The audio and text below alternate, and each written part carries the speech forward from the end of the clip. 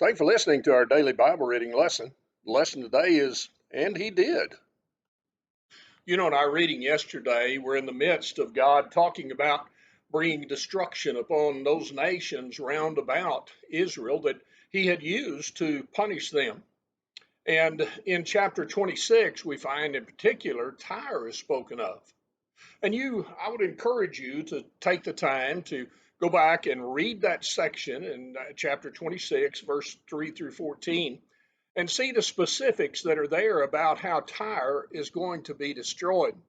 You find, of course, that he is going to destroy it using Babylon, which he did. There will be other nations participating in the destruction of Tyre, which there was all the way up through, for example, the great Alexander the Great, who came and uttered final destruction upon them.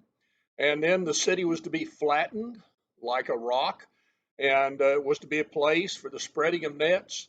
Read in there all of those particulars and then go back and you can find historical documents and even up to this time, the fulfillment of those prophecies that were given.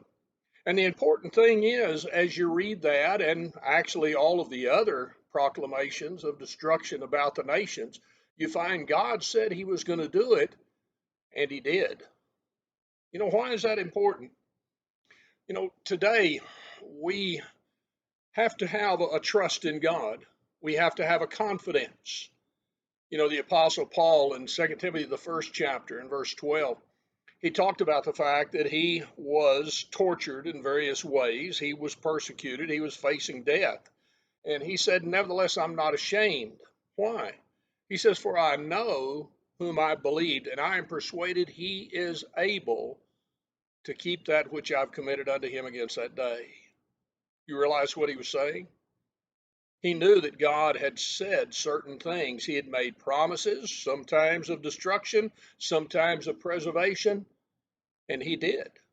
And so whenever he gave Paul those promises, which Paul communicated to us, 1 Corinthians, the 10th chapter, and verse 13, we're going to be tempted, we're going to be tried, just like others in this world, but God will provide a way of escape that we can bear it. You find that he tells us in Romans, the 8th chapter, if God be for us, who can be against us? That all things will work together for good. Well, why do we trust in that? Because of the many examples like that in Ezekiel, the 26th chapter of Tyre. He said he would do something, and he did.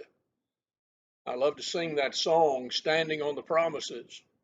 But more than that, I love to live that song.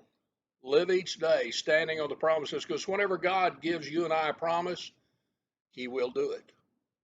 Thanks for listening, and I hope you have a great day, and you will. You're going to face trials, you're going to face struggles, but you can trust in the living God because he did.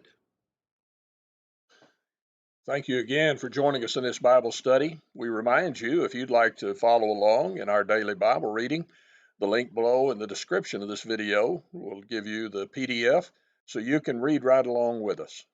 If you have any other questions or if you'd like information on a Bible study, contact us with the information provided on the screen before you.